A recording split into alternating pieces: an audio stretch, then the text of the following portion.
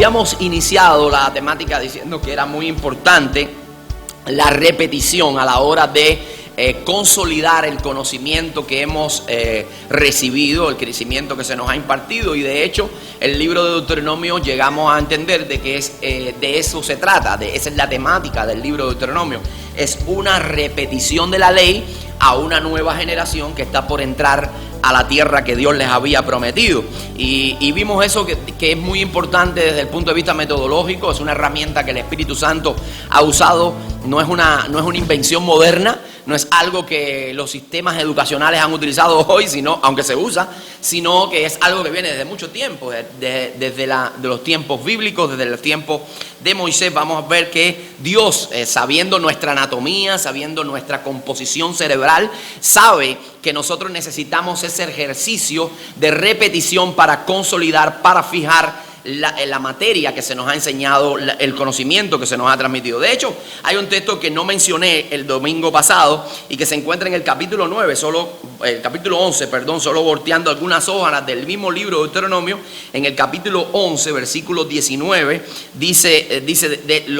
enfatiza esta idea diciendo: y le enseñarás a vuestros hijos, dice así, le enseñarás a vuestros hijos, hablando de ellas. Por supuesto, está hablando de la ley de Jehová, está hablando de los principios de Jehová. Dice, hablando de ellas cuando te sientes en tu casa, cuando andes por el camino, cuando te acuestes y cuando te levantes. Él está transmitiendo la escritura, dice, y las escribirás en los postes de tu casa y en tus puertas, y las pondrás por frontales en tus ojos, y la pondrás en tu mano derecha, todo con el fin de afianzar lo que Dios le había estado transmitiendo al pueblo de Israel. Así que ese es un principio que vimos en este tema, y como primer punto vimos que esta nación que iba a heredar la tierra prometida tenía que preocuparse, tenía que estar enfocada por estar conectada, adherida a los indetenibles proyectos de Dios. Sabemos que ese era el primer punto, sabemos que los proyectos de Dios son indetenibles. Nadie puede cancelar lo que Dios ha puesto en marcha, nadie puede poner punto y final cuando Dios ha puesto una coma, cuando Dios ha puesto un punto y seguido. Él es el único que puede detener su obra. Nosotros sabemos que la obra de Dios puede avanzar sin nosotros o con nosotros. Ella no se detiene. Lo que nosotros sí tenemos que preocuparnos es por mantenernos conectados al programa divino para no quedar descalificados y para no quedar fuera. Pues bueno, la generación anterior que no entra a la tierra prometida, tristemente, a pesar de haber visto milagros, de haber visto la mano de Dios, quedó fuera de la bendición, no pudo entrar precisamente por su desobediencia, por su incredulidad, quedaron descalificados. Así que esta nueva generación tenía que tener esto en mente, y nosotros como iglesia tenemos que tener esto en mente para no quedar fuera del programa de Dios, para no quedar fuera de la obra de Dios, para no quedar fuera de las bendiciones. Tenemos que ser responsables, diligentes, para mantenernos conectados al programa divino, al plan de Dios. Y estuvimos viendo también como segundo elemento, la misión está muy definida. La misión está definida. La misión que ellos tenían era muy clara, no era ambigua, no estaba confusa, sino que la visión que Dios le había dado era: ustedes van a ir a la tierra y van a poseer la tierra, van a tomar la tierra, van a luchar por la bendición, van a pelear por la bendición. Así que ellos estaban bien claros en cuál era el propósito, y eso nos llevaba a nosotros a reflexiones. Si estamos muy claros en cuál es el propósito que Dios tiene para nuestra vida y en esa dirección movernos. Todos nosotros tenemos un propósito en común, todos nosotros hemos sido creados con una visión, con una misión. ¿Cuál es la misión por la que estamos en esta tierra? ¿Alguno me puede decir? Número 1, glorificar el nombre de nuestro Dios. Usted está aquí para alabanza y gloria de Dios. Para eso fuimos creados, para alabanza y gloria de nuestro Dios. Número 2, para proclamar sus buenas nuevas, para extender su reino a todo lugar. Para eso estamos en esta tierra. Esa es nuestra misión en común. Esa es la misión que tenemos todos los hijos de Dios. Entendemos también que dentro del cuerpo de Cristo, dentro de la iglesia, Dios nos ha dado diferentes misiones, diferentes funciones. Todos somos un cuerpo. No todo puede ser ojo, no todo puede ser mano, no todo puede ser oído, sino que todos funcionamos en diferentes áreas a fin de bendecir a la comunidad, a fin de llevar el evangelio, a fin de extender la buena noticia del evangelio y de dar gloria a nuestro Dios. Así que cada cual enfocado en el área que va, pero tiene que enfocarse y trabajar, porque la misión, ¿a dónde nos lleva? A la acción. Si tenemos una misión, tenemos que hacer algo al respecto, No decimos, tenemos una misión, pero voy a esperar que Dios me reconfirme, me vuelva a confirmar y me vuelva a dar una ultra macro archi mega reconfirmación. No, tenemos que movernos porque Dios, una vez que ha hablado, hay que actuar. ¿Cómo debemos movernos? Conforme a los preceptos de la Escritura. Dios no es un Dios de desorden. La Biblia dice Dios es un Dios de orden. Y todo lo que vamos a hacer está enfocado en hacerlo correctamente como Él lo ha establecido en su palabra.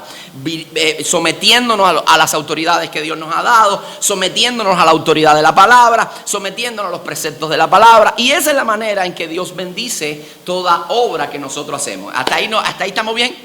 Sí, amén, gloria a Dios. Entonces, vamos a entrar en una temática que el domingo pasado sí no estuvimos viendo. Y esa se encuentra específicamente en el versículo 2 y versículo del 2 al 5. Vamos a ir deteniéndonos ahí a ver cuál es la otra instrucción. Él le ha dado 2 instrucciones a esta nueva generación. Número 1, le dijo, bueno, tienen que estar conectados a la visión, tienes que estar conectado a la misión. Número 2, la misión es definida, está clara, no está ambigua, sino que está muy definida. Y número 3, Dios los está mandando a hacer un corte radical con las tinieblas.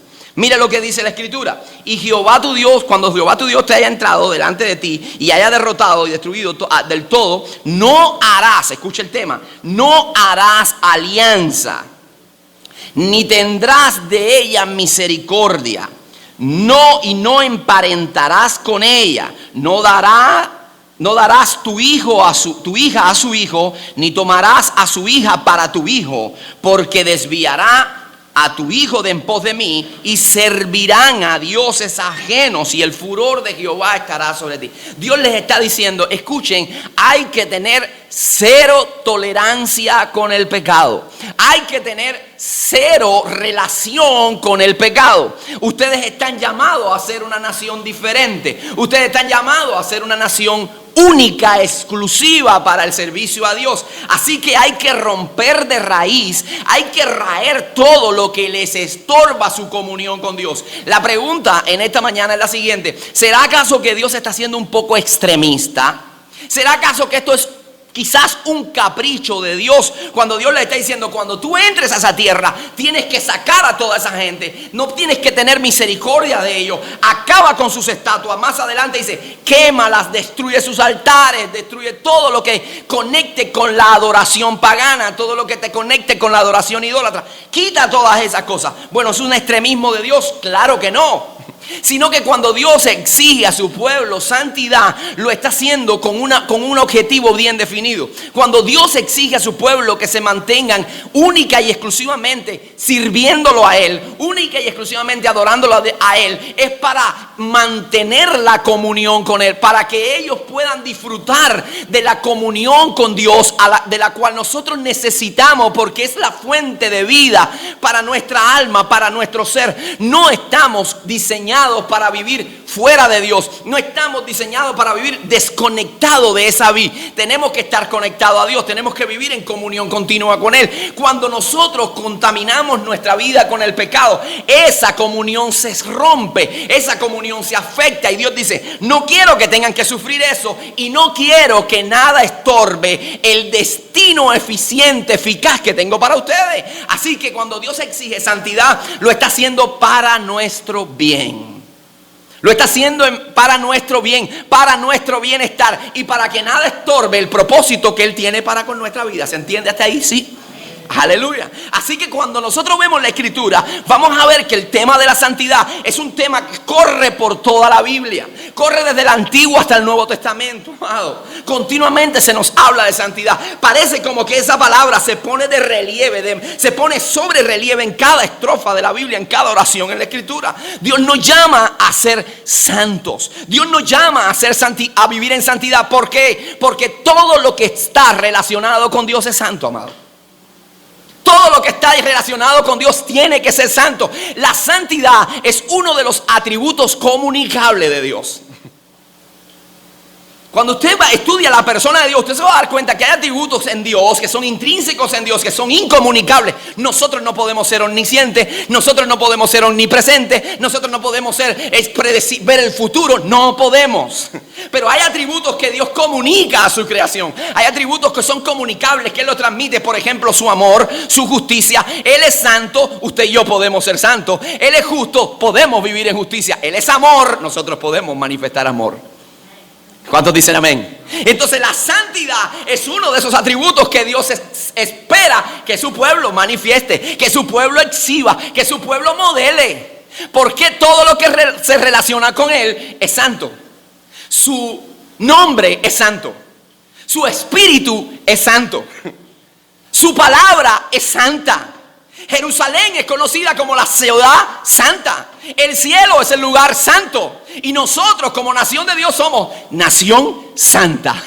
Amén. La Biblia dice, el apóstol Pedro dice, nosotros somos el real sacerdocio, nación santa, pueblo adquirido por Dios, llamado para anunciar las virtudes de aquel que nos llamó a su gloria eterna, que nos llamó a luz admirable, que nos sacó de las tinieblas para anunciar las virtudes de aquel que nos llamó a su gloria, a su luz admirable.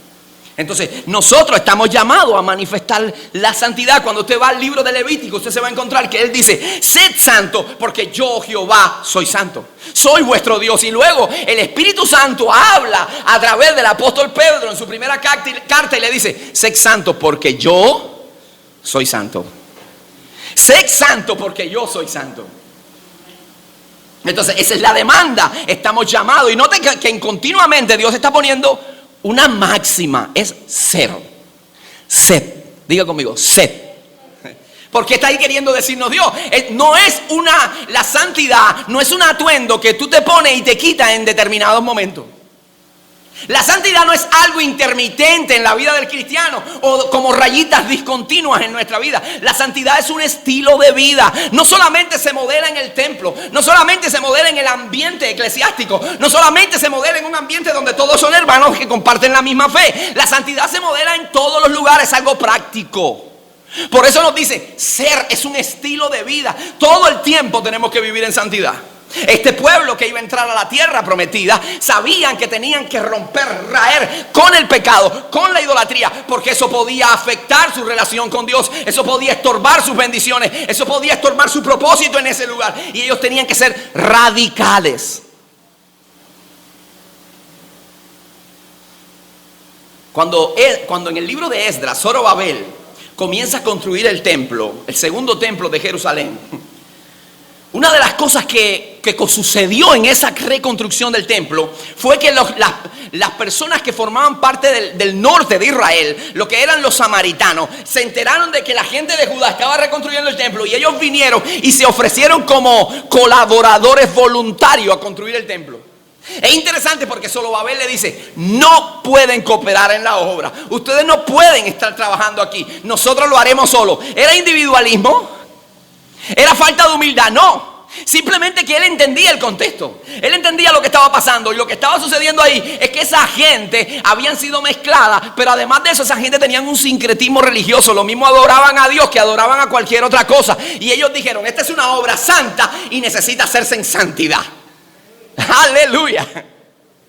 Por eso cuando nosotros exigimos que para pararse aquí en plataforma, para pararse en este púlpito, hay que vivir en santidad. Yo no estoy diciendo que la santidad sea que yo soy infalible. Yo sigo siendo un hombre como usted y como cada uno de nosotros los que estamos acá. Y hay veces cometo errores, pero cada día de mi vida, busco que la sangre de Cristo me cubra y vivir para agradarle a Él. Por eso es importante que pararse en este lugar es hacerlo en santidad. Es servir a Dios, es hacerlo en santidad.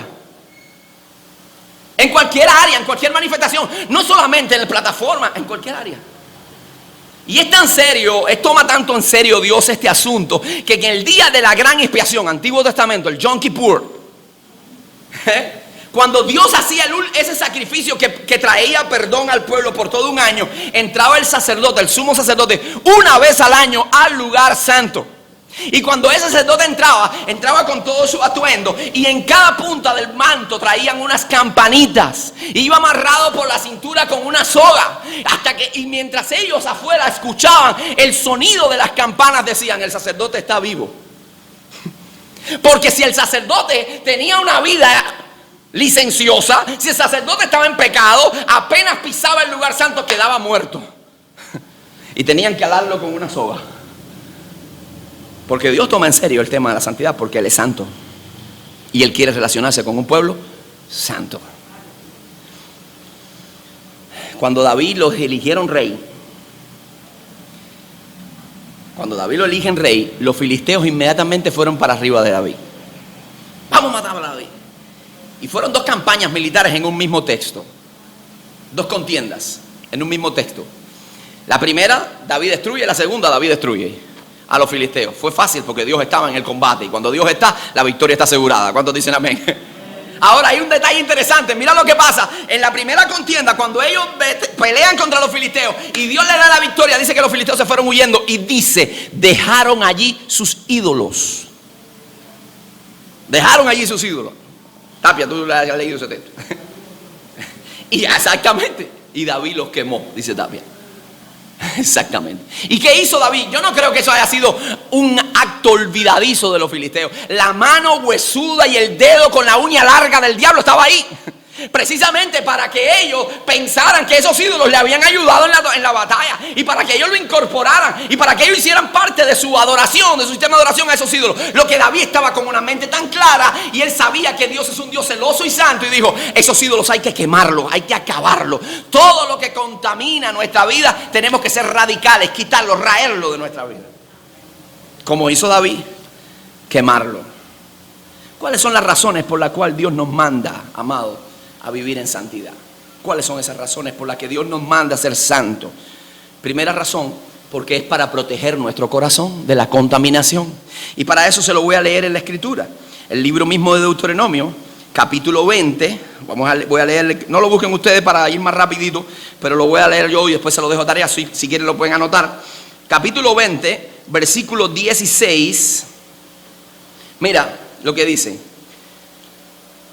pero en las ciudades de estos pueblos que Jehová tu Dios te da por heredad, dice, ninguna persona dejarás con vida. ¡Wow! Está fuerte ese asunto. Pero la santidad de Dios es radical. Ninguna persona dejarás con vida. Dice, sino que las destruirás completamente. Al Eteo, al Amorreo, al Cananeo, al Fereceo, al Heveo, al Jebuseo, como Jehová tu Dios te ha mandado. Ahora le dice el por qué. Dice, para que no os enseñen a hacer según sus abominaciones que ellos han hecho para sus dioses, y pequéis contra Jehová vuestro Dios. Dios, cuando nos está exigiendo tal cosa, no es un capricho, no es un extremismo, es para proteger nuestro corazón. Y consecuentemente, para que no se interrumpa la comunión, y como efecto dominó, para que disfrutemos la bendición. ¿Cuántos dicen amén a eso? Entonces la santidad nos conviene. ¿Es un tema del Nuevo Testamento? Por supuesto que sí.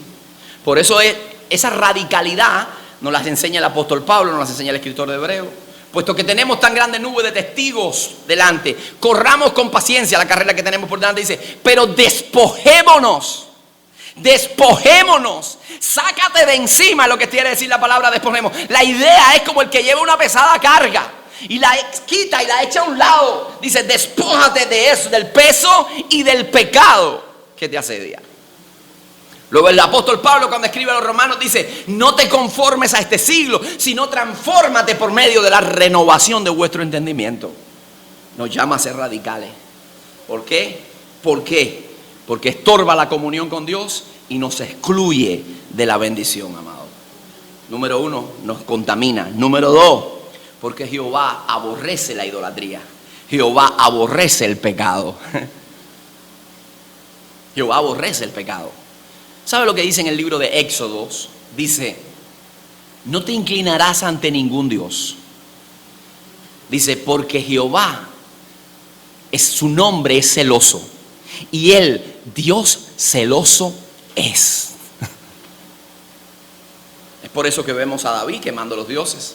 Es por eso que vemos a Elías degollando a los profetas de Baal. Estaba limpiando la tierra, estaba sanando la tierra, amado, de toda la contaminación que trae el pecado. Entonces, la pregunta es la siguiente. Tiene que preocuparse, tiene que mostrarse vigilante la iglesia del siglo XXI. Tiene que mostrarse vigilante y cuidadosa la iglesia evangélica, la iglesia que lee la palabra, que estudia la palabra, la iglesia del libro, porque así nos definieron en una parte de la historia, los creyentes del libro, los seguidores del camino. ¿Tiene que cuidarse de la idolatría? ¿Tiene que cuidarse la iglesia de la idolatría? Pues sí, sí tiene que cuidarse de la idolatría. ¿Y cómo es posible que la iglesia evangélica tenga que cuidarse de la idolatría cuando nosotros hemos estudiado la Biblia y nosotros sabemos qué cosa es un ídolo? Pero sí hay que cuidarse de la idolatría. Sí hay que cuidarse de la idolatría, y le voy a explicar por qué. Primero vamos a definir qué es un ídolo. ¿Qué cosa es un ídolo? La palabra ídolo, la palabra viene del griego idolón. ¿Y qué quiere decir? Bueno, pues es una imagen. Es una imagen, específicamente la imagen de una deidad a la cual se le rinde adoración. Ese es lo que es un objeto de adoración. Ese es un ídolo. ¿Qué cosa es idolatría?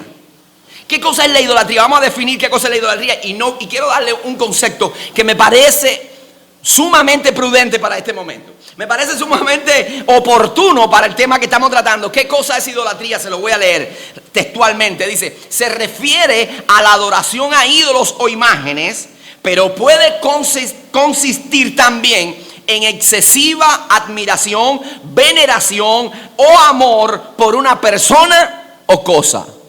¿Oyó eso? Lo voy a volver a repetir porque me parece que es interesante. La idolatría se refiere a la adoración a ídolos o imágenes, pero también puede consistir también en una excesiva admiración, veneración o amor por una persona o cosa. Es decir, que la idolatría no solamente se circunscribe, no solamente se limita a una adoración, a una estatua de un ídolo que supuestamente representa una deidad. No solamente es eso idolatría, sino que idolatría también puede enfocarse en una admiración, en una vehemencia desordenada por una persona y hasta por una cosa inanimada. Usted sabe que qué cosa es una idolatría. Es un ídolo todo lo que usted coloque antes de Dios. Todo lo que usted coloque en el lugar que le corresponde a Dios en su vida, ya eso es un ídolo. Y un ídolo puede ser su esposo, un ídolo puede ser su esposa, ¿sí? Un ídolo puede ser el dinero, un ídolo puede ser el confort, un ídolo puede ser el disfrute personal. Un ídolo puede convertirse incluso, y mire, lo voy a llevar a un punto más extremo, voy a correr la línea. Un ídolo puede convertirse también en la obra de Dios, porque llegamos a amar más la obra de Dios que al Dios de la obra. ¿Se entiende eso? Y nos convertimos en idólatras.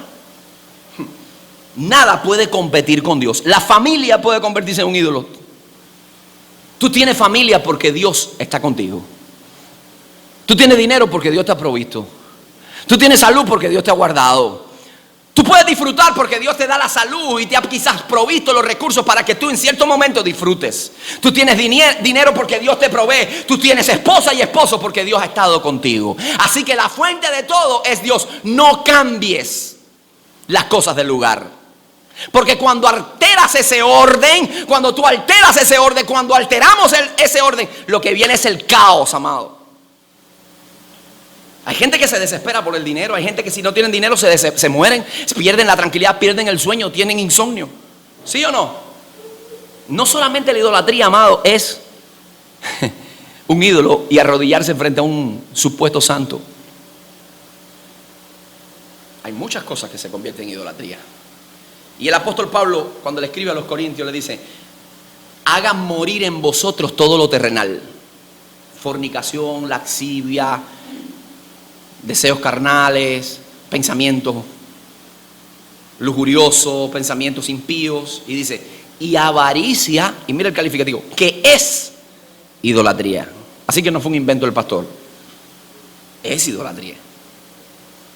Entonces, Es necesario que entendamos que en el siglo XXI y la iglesia evangélica también está expuesta a ser contaminada e intoxicada por la idolatría. Hace un tiempo atrás leí un libro llamado Promesas Vacías. Es un escritor americano que se llama Peter Wilson. Interesante porque él da una definición en ese libro de lo que es de lo que es idolatría. Y lo hace de una manera muy práctica. Yo quiero compartirlo con ustedes. Dice: idolatría es cuando espero que algo, escuche, idolatría es cuando espero que algo que no tiene el poder de Dios me dé lo que solo Dios tiene el poder y la autoridad de darme. Cuando tú esperas que algo que no tiene el poder de Dios te dé lo que únicamente Dios tiene el poder y la autoridad de darte. Nadie en este mundo te puede dar salvación. Nadie en este mundo te puede dar seguridad. Nada en este mundo te puede dar paz. Nada en este mundo te puede satisfacer el hambre y la sed de tu alma, excepto el Señor. ¿Cuántos dicen amén a eso? ¿Se está entendiendo entonces? Siempre, amado, escuche, la idolatría sigue el mismo patrón. Sigue el mismo patrón. Te aleja de y te acerca a. Te aleja de Dios y te acerca a otra cosa, cualquiera. Te acerca a otra cosa, pero te aleja de Dios. Y es un proceso simultáneo. Mientras te va alejando de Dios, te va acercando a otra cosa. Y note lo que ese patrón se va repitiendo. Y usted puede incluso visualizarlo en muchos miembros de iglesias. Cuando de manera sencilla, simple y hasta inofensiva comienzan a dejar de venir a la iglesia por ciertas cosas.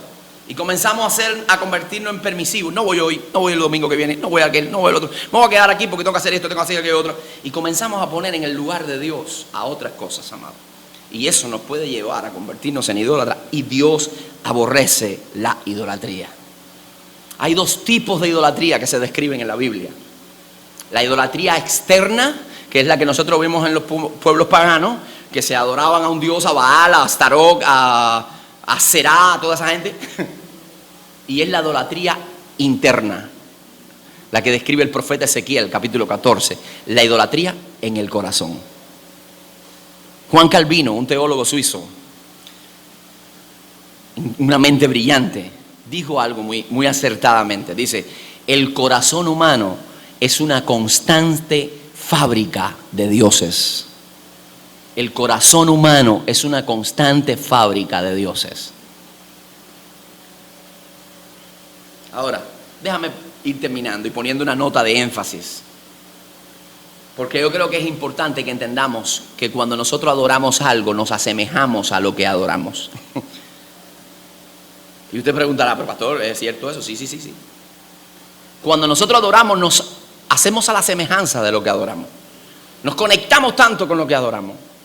Y yo se lo voy a mostrar desde la misma escritura. Y para eso le voy a leer uno de los textos claves que habla en contra de la idolatría y que mejor define la idolatría. Ya saben que es un salmo. ¿Cuál salmo es? Salmo 115.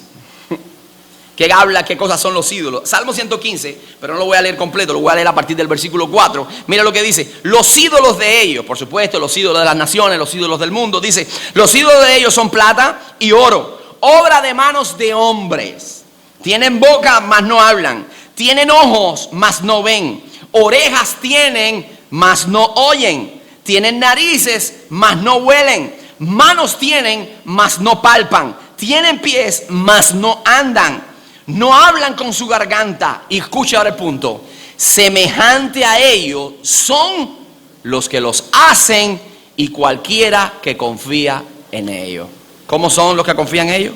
Muertos como ellos. Muertos como ellos. Entonces la santidad, es un excelente referente de que somos hijos de Dios.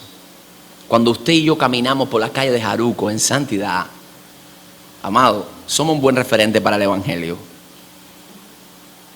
Porque estamos representando al reino de Dios. La Biblia dice que somos embajadores del reino de los cielos. Somos, ¿qué cosa? Somos embajadores.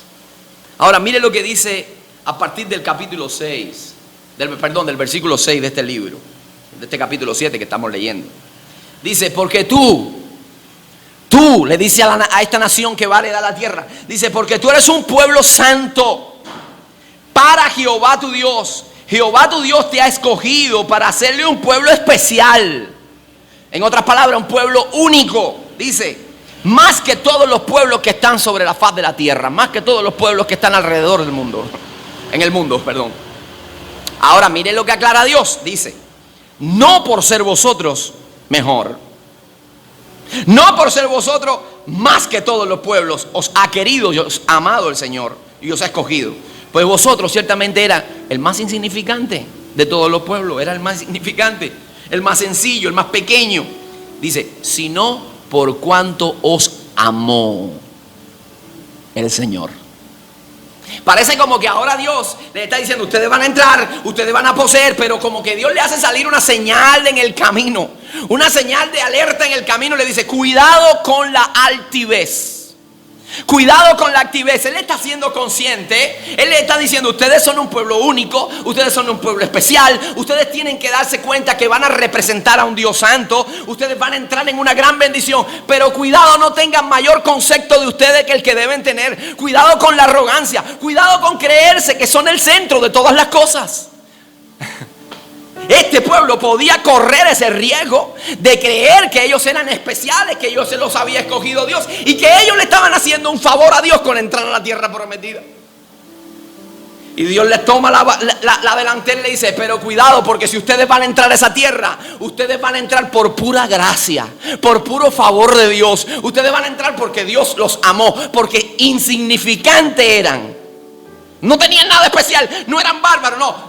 Eran insignificantes. Pregunto, ¿puede la iglesia, puede el cristiano contemporáneo, el cristiano de hoy pasar esta misma situación? Sí. Y la voz de alerta no solo para esa generación, es para nuestras generaciones. Es para nosotros, para nuestros hijos y los hijos de nuestros hijos.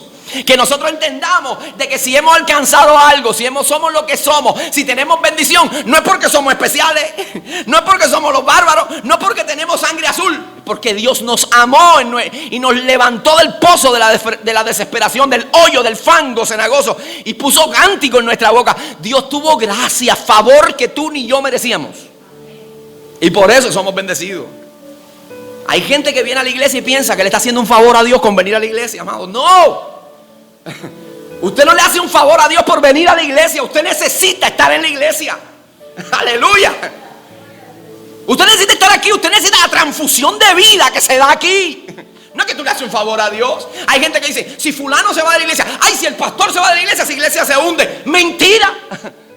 Porque la iglesia no es del pastor, ni del líder fulano, ni del líder mengano. La iglesia es de Jesucristo. Se pueden, escúcheme, se pueden ir todos ustedes, que la iglesia siga adelante. Aleluya.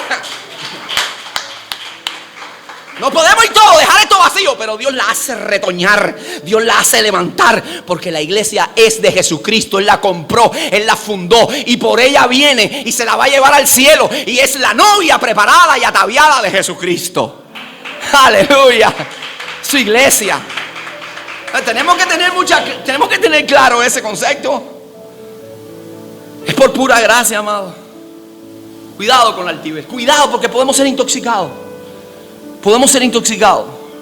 Eso es más nocivo que el COVID-19. La arrogancia es más nociva que el cáncer, es más nociva que el SIDA. Acaba con el corazón humano y Dios lo detesta. Ojos altivos, dice el hombre más sabio de la tierra. Ojos altivos, corazón orgulloso, pensamientos impíos son pecado. Dice así Salomón. Dice así. ¿Qué nos hace la altivez? Nos engaña tanto porque nos hace pensar que podemos alcanzar lo inalcanzable. ¿Usted sabe qué pensó Adán y Eva? Que ellos podían ser como Dios. ¿Qué le inflamaron en el corazón? La arrogancia. Tú eres como Dios, tú vas a ser como Dios. Lo que Dios no quiere es que tú comas esa fruta, porque cuando tú comas de esa fruta, tú vas a ser como Dios. Mentira. En un concepto, saber el bien y el mal. Ya. Satanás, ¿qué lo llevó a ser Satanás? ¿Sabe que Satanás no era Satanás? Era Luzbel, era un ángel de luz, lo más grande de la creación de Dios, el encargado de la alabanza en el cielo. Los tamboriles y las cuerdas y los címbalos fueron hechos para el día de su creación. Era el más excelente de todos los ángeles, precioso. Sin embargo, dice, hasta que se halló en ti maldad y quisiste codiciar el trono de Jehová. La arrogancia lo engañó tanto que él quiso conquistar lo que era imposible de alcanzar. Tenemos que saber quiénes somos, amado.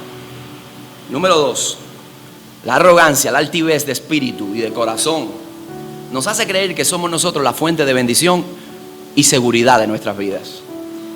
¿Usted sabe a dónde llevó a eso Nabucodonosor? A convertirse en una bestia y comer hierba. Porque un día se levantó bien tempranito después de haberse comido su desayuno real, sus manjares, sus panes, sus quesos Gouda y todo lo que había allí en Babilonia. Se levantó en el balcón, quizás con una Pepsi-Cola, ahí observando los jardines colgantes de Babilonia, o con una taza de té caliente, de café, y dijo, la llave o arriero, humeante, aromática, y dijo, todo esto, Babilonia, todo esto es el fruto de mis manos. Ese es el reino mío. Yo fui quien fundé todo esto. Yo soy el omnipotente Nabucodonosor. Y ese día terminó en el suelo, comiendo hierba como las bestias y humillado. Es mejor seguir el camino de la humildad, que es el que lleva a la exaltación. Lo único, amado, escuche bien, lo único que comienza de arriba hacia abajo son los pozos. Son los pozos. Todo comienza desde abajo hacia arriba. Todo lo que va a perdurar y todo lo que va a impactar. Entonces, Dios aborrece la soberbia. Pero ¿por qué es tan nociva? Porque siempre la soberbia y la altivez preceden al caos. Preceden al caos. Usted ve la soberbia y altivez en Adán y Eva. ¿A dónde llevó eso? Al pecado en la humanidad. Salomón dice, antes del quebrantamiento es la soberbia, y antes de la caída, la altivez de espíritu. Siempre preceden. Se puede resistir esa soberbia, esa altivez, sí. ¿Dios nos da algún antídoto para ello? Sí. Se los voy a leer en esta mañana y te anótelo en el borde de su Biblia, en algún lugar. Deuteronomio capítulo 6, versículo 12. Para cuando nuestro corazón sea engañado, porque tenemos una naturaleza pecaminosa que tenemos que luchar con ella diariamente. Y hay veces nos juega una estratagema que nosotros pensamos que podemos ir por ese territorio. Entonces tener este texto como de cabecera en nuestra vida y ver, y dice, cuídate de no olvidarte, escucha, cuídate de no olvidarte de Jehová, que te sacó de tierra de Egipto, de casa de servidumbre. Cuídate de no olvidarte de Jehová, que te sacó de tierra de Egipto, de donde eras esclavo. En otras palabras, Dios le dice, acuérdate de quién eras. Eras un esclavo. Acuérdate quién eres. Ahora eres liberto, eres libre. Y acuérdate quién te liberó. Jehová tu Dios. Si eres algo es por Él. Si estamos vivos es por Él. Si tenemos algo es por Él. Y como dice el cantante Marco Yaroide, todo se lo debo a Él. Aleluya. Voy a terminar con un último punto ya. Ahora sí, de verdad. Voy a terminar. Lo que Dios le dice, volviendo al verso 1 y verso 2. Dios le dice a este pueblo una cosa. Y no solamente es para el pueblo, la nueva generación. Escucha, no solo para la nueva generación. Sí, puede ir tocando ahí si quiere. El río, bájalo. No solo para la nueva generación que va a entrar a la tierra del momento, la del contexto histórico. Creo que Dios nos está hablando a nosotros, la generación de hoy. Es para mí y es para usted. Diga, esta palabra es para mí. Gloria a Dios. Levante la mano así, diga, es para mí. La palabra es para mí. Dios le dice, quiero que estén conscientes del desafío, conscientes de la dificultad, pero seguros de la victoria. Y mira lo que el Señor le dice, cuando hayas entrado a la tierra que Jehová tu Dios te da y hayas tomado posesión de ella y hayas disfrutado de esa bendición, cuando la repartas entre tu gente, Dios le dice, tú vas a entrar y vas a despojar a los que están ahí. Dios le dice, hay un factor de riesgo grande. Hay tensiones, hay que pelear. Dios le dice, no quiero decirte que va a ser fácil entrar a la tierra, cruzar el Jordán y llegar ahí, que todo te va a ser fácil. La vida va a serte dura, las batallas van a ser intensas. Van a haber momentos que vas a tener que sacar un extra para poder seguir luchando. Van a tener un momento que vas a tener quizás alguna herida en tu cuerpo. Vas a estar exhausto, vas a estar agotado, se te van a agotar la fuerza, pero tienes que seguir hacia adelante, porque es cierto que hay rigor y hay dificultad, pero también es cierto de que la victoria será tuya, porque Jehová tu Dios va contigo. Mano, la vida cristiana es difícil. La vida cristiana es muy difícil. Y para llegar a nuestra Canaán celestial, el peregrinar es fuerte, ¿sí o no? Hay una lucha muy intensa y van a haber momentos de herida, van a haber momentos de cansancio, van a haber momentos de fatiga, van a haber momentos en que tú dices, yo no puedo seguir más definitivamente, porque las circunstancias son grandes. Y te voy a decir una cosa, ciertamente las circunstancias, los problemas son más grandes que tú, pero no más grandes que Dios. Yo dije que no son más grandes que Dios. No son más grandes que Dios. Si alguien lo cree, dice amén. No son más grandes que Dios. Dios no nos engaña. Jesús no nos engañó. Jesús nos dijo, oye, en el mundo tendréis aflicciones.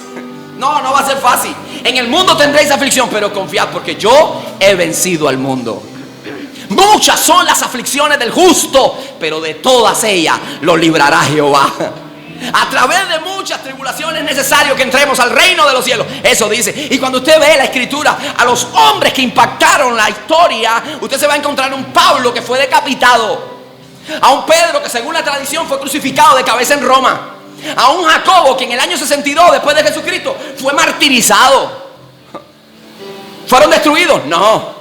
Alcanzaron su corona, soltaron sus amarras y se fueron a la victoria que Dios les tenía preparada en el cielo. Hermano, vas a tener momentos difíciles. Escucha, hermana, vas a tener momentos muy difíciles, dificultades, tensiones, pero la victoria es segura por una sencilla razón: Dios va al frente. Dios está con nosotros. Y si Dios está contra nosotros, la victoria es segura. Dios está con nosotros, la victoria es segura. Jehová peleará por vosotros y nosotros estaremos siempre tranquilos. Pero tenemos que saber, escuche bien, tenemos que saber algo en el nombre de quién tú estás ahí.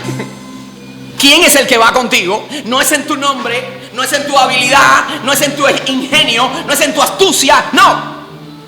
Consciente de que el que va con nosotros es mayor.